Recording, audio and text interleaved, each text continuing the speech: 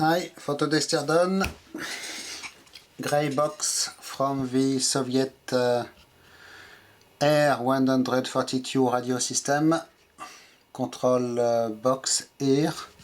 So first the model number TP or TR if it is, it depends if it is Cyrillic or not. The little manufacturer logo here, the date code, and immediately you can notice something. Well, it is not Russian. Here also an unidentified Eastern Bloc language, Hungarian probably, maybe, because these items came from Hungary. So it is quite nice to have this box in other country version, because most of the time you will have them in Cyrillic or in German, also quite commonly, but the other languages are a lot more rare, so it is quite nice actually to have it. A little bit worn out, this one. The paint on the top is a little bit yellowed, and also you can see a lot of use on this button here, really, and also on the rubber. So we have a selector, it seems, between maybe 4 radios, something like this, with lights here telling you which radio is active or something like this. Maybe here a volume control, intercom buttons or something like this. A few connectors on the side, so again a little bit of damage here on this one, sadly. Contacts are silver plated but very dark. Same thing here, grounding point here, and it is all. Backside not much except my inventory number. Regular rubber shock absorbers. Okay, let's open it. So I have already on my YouTube channel all the video with one similar unit. I will link it in the video description if I can find it again. And it will be interesting to see if this box is exactly the same inside or if there are some differences. First, I do not think it was made in Russia, so maybe we will have some stuff different.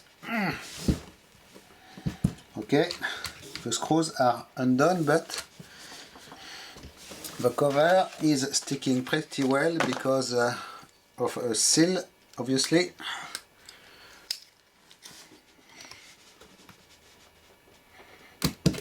Okay, not too bad. Okay, so it will open like so, and already I can see an interesting mix of parts. So we have the bottom part with what seems to be some kind of an amplifier module, which can be removed. We have wires with here typically Russian sticky material around the wires. On the bottom, circuit board with two RES47 relays, the regular Soviet kind. I will zoom for you. But these two relays here are different. You can see the same logo that we have on the, where is it? Here. So Hungarian probably. And it is written KUM apparently, that code. And again on this side of the relay, a little schematic, you can see. Weird pink. The camera does not restitute the correct color, but believe me, This resistor is pink, Barbie pink. Interesting. Wire looms, un regular Russian Soviet electrolytic capacitor here, internal switch here, written also made in the USSR on the switch, and one transformer which seems quite sad. It looks like probably it was overheated, this thing, or maybe it is just, yes, just an adductor, just two wires going to it, but really it looks weird, and you cannot smell it, but there is a smell in this thing quite particular. On the top here, not much actually, just what is strictly necessary. We have the switches, wafer switch, a little bit loose by the way, this one. Yes, I will see if I can do something about it. Quite simple, it was just have two screws. So maybe the other screws are loose, yes. Yes, completely. Okay, it was not too bad. And now it is much better. Regular Russian potentiometer here. And here the assemblies for the lamp holders. Little regular Russian lamp holders with this board, more pink resistors and diodes. Not a circuit board, some kind of point-to-point board. Interesting. And you can see here, can you notice something weird and totally overkill on this wiring? I will leave you a few seconds. No, it is not the little X-ring with wire numbers. It is here the cable sleeve from the wire harness is continuing individually for each one of the wires. Looks like octopus or something like this. Really weird and unusual. Look at this, and it is all sticky, this thing. Very disgusting. Weird. But not here. Look at this. We have here individual wires with a sleeve around them. But here we have each time two wires and they are not sleeved. And also on the bottom it was not done also. So why? Quite interesting. We have here a grounding strap, big, which is in a white insulation. Here also interesting. So we are left with this box here to undo and check. So let's find out what we have. We can see two P200 one for Russian transistors and this MEO something indication you can find quite usually in Soviet military radios on the parts. So maybe it is something like the OTK stamp, certificate of quality stamp, but MEO, and it is not the first time I see it. If you open R105 you will find them. Quite interesting. So we have four screws here, and I believe this module should lift out. Yes, quite easily. You can see this connector is not secured at the back here, and it did disconnect by itself actually. So what do we have in here? Interesting. Do I need to undo it? I believe yes.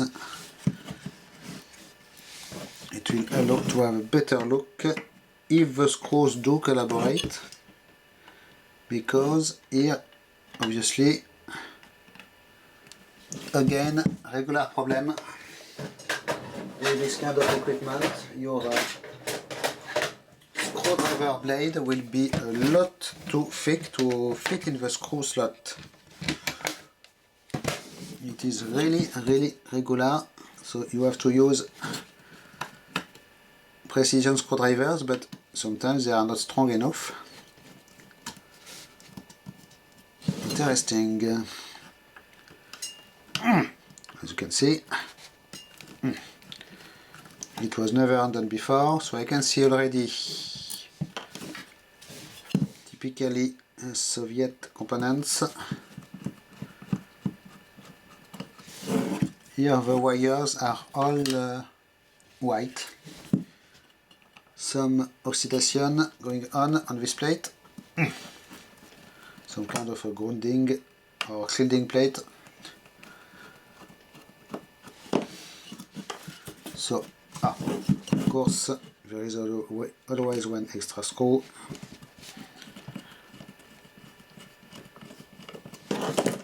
Okay, so what do we have, and can I open it but further? Not a lot in fact, because, well, let me check out. Yes, quite weirdly made this thing. Not really impressed. You cannot open the board because the wires are too short. But if I undo the two screws, maybe it will be a little bit better, or not. Okay, well, so we have here very typical Russian components, I believe, everywhere. Yes. Nice unusual shape of transistor here. 1T403, very regular ones here. Your regular capacitor with green ends, regular white tantalum sealed capacitor. Okay. The resistors, by the way, are not Russian. I can tell it on this capacitors here, famous for platinum and palladium content. This thing, some kind of a signal transformer, quite unusual, with white silicon group and the two ferrite parts here. And on this side, same stuff, except two bigger transformers here in green paint, as always. They are on date code of 1980, and this metal plate with the two transistors acting like a heatsink. Okay, so I have a bigger version of this box. I saw normally somewhere on my channel that looks exactly the same, but larger, and which contains two modules like this one, and it is really a beautiful one. This one is a little bit damaged, but very unusual with language here. Okay, interesting. Look how they did secure the capacitors here with a little piece of wire soldered. Here also chrome for the transistors. So really shock-proof construction, of course, which is good if it is in a military vehicle. Okay, so one more thing in the order. Really, thanks for watching. Bye bye.